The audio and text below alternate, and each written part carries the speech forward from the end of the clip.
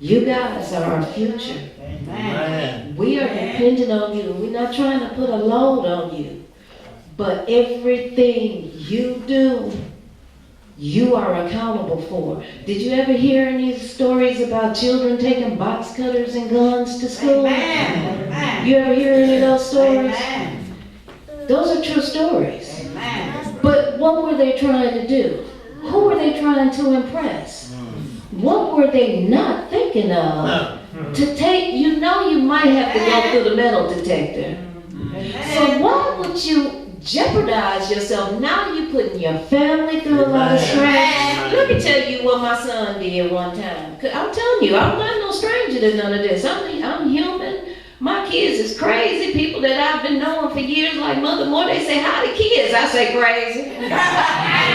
Amen. They came from me, didn't they? They think about crazy as they can get. Amen. You know, smart but crazy.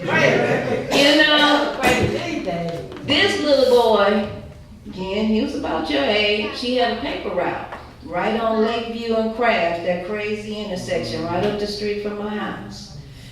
And he made $50, $60. This was in the 80s now. This was early 90s. This little boy making $50, $60. Well, two little guys that went to Graves Elementary School, which is where he went from 2nd to 6th grade, and he got all A's, every report card, till he went to John B. Freeman, got his first B and cried like a baby. But he decided to go into school when they broke in. Now he got a pocket full of money, but he loved those little strawberry ice cream bars that they used to have before Michelle Obama took all the good food out of the cafeteria. And I love don't get me wrong, I love my president and I love my first lady. But she's, you know, and we do, and I'm gonna get to the food because you see, I gave you Dr. Sadie flyers, but he wanted this ice cream. The school was closed. These boys broke in.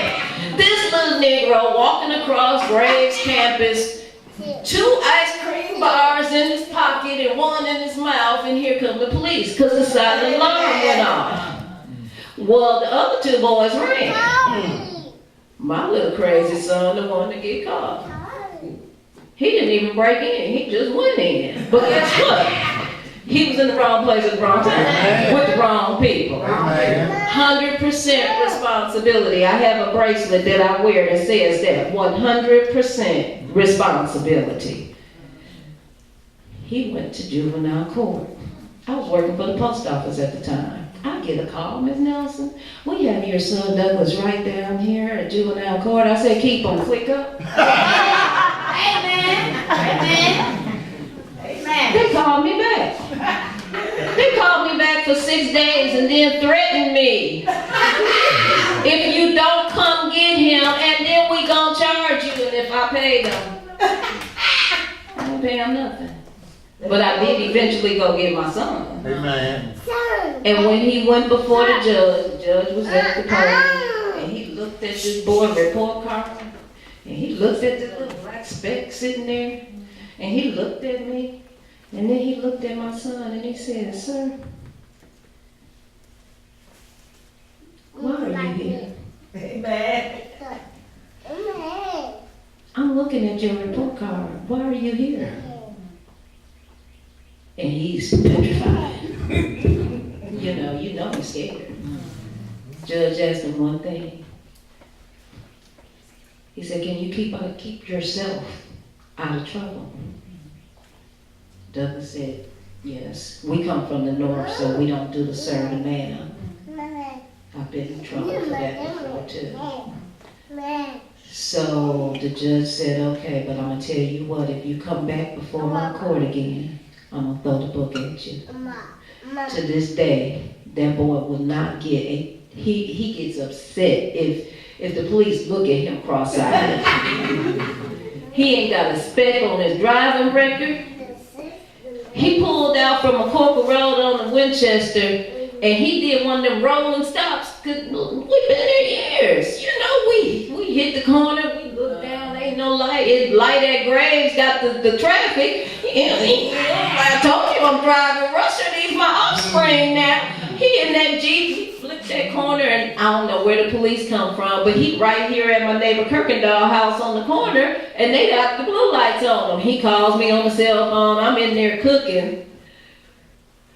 I come to the corner. I run out, get in my car, run to, drive up there. Police told me, don't get out your car, ma'am. I'm like, that's my son. What do you mean don't get out my car? Police brutality is real.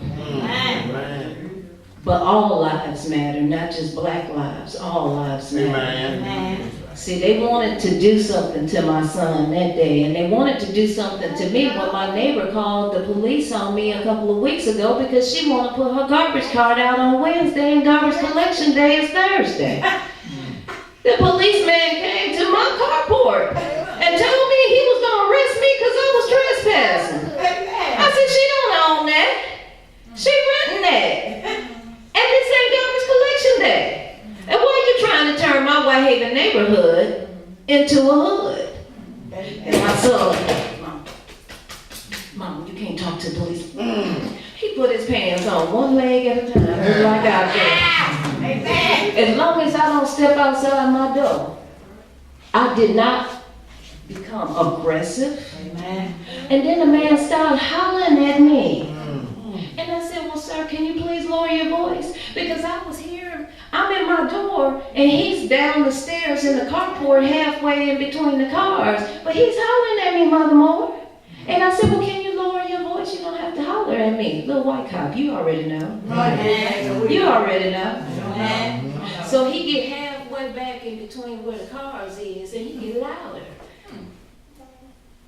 I'm like, oh, he must don't know who I am.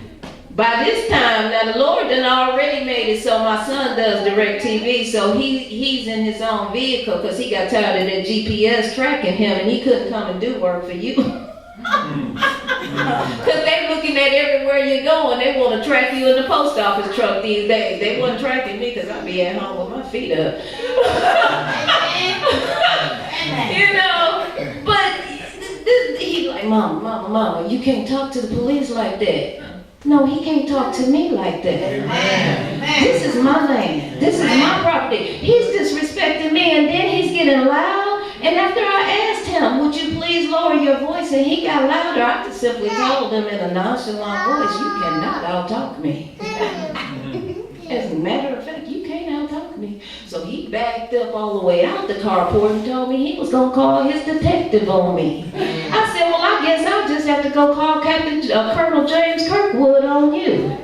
And politely went upstairs and called Colonel Kirkwood because this Negro want to throw names. Like I'm going to get scared when he tell me he going to get a detective to arrest me on my land because you want me to let my so-called neighbor turn my neighborhood into a hood, and I'm not going to have it. Amen. We have got to stand up and fight. Amen. We have voices. We need to be aware of our surroundings. Amen. The code says your garbage cart cannot be in plain view of the public unless it's between 6 a.m. and 7:30 p.m. on the day of collection. Now, we pull ours up Wednesday night, but I don't want to see it when I come home from running errands at 10 o'clock Wednesday morning. And garbage ain't coming till 10 o'clock Thursday morning. I don't care that you want to be the first person on the street with your cart on the curb. Then you get up at 1 o'clock in the morning and pull it up here then if you that stupid. Because I'm not going to look at your garbage cart. Let me tell you, I have been like Mother Moore read that email from 2009. I have been working with code enforcement since 2010. They finally came out this past Wednesday. And I have pictures where they pulled their garbage cart off the curb Wednesday. Because they want to tell me I don't know how to read the code. I said, well, you know what? I don't think you know how to find it. Amen. Because I know how to read it. And I want to sue the city of Memphis so that we can all live. Have you tried? I I can't even drive my Infiniti right now because of potholes that tore my car up. I'm in my daughter's Cougar, which it don't matter to me what I drive, I walk. You know, car don't mean nothing to me. Clothes don't mean nothing to me. Material things don't make me. You know, and see, when we get to talking about finances in a few minutes, I might step on a few toes, but I'm not going to apologize, because sometimes we need to hear that. You know, we are not doing any good paying $300 for a pair of tennis shoes that's going to wear out, just like $100 or $50 pair of tennis shoes are going to wear out. We are just making other people rich. And we wonder why we're always poor. We are victims of our own circumstances, and that's number 3. Now you got when you was 16. So wrapping it all up, what is your deserving factor? How much do you deserve out of life?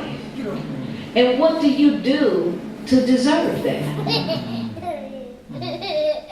If you don't deserve more out of life, the Lord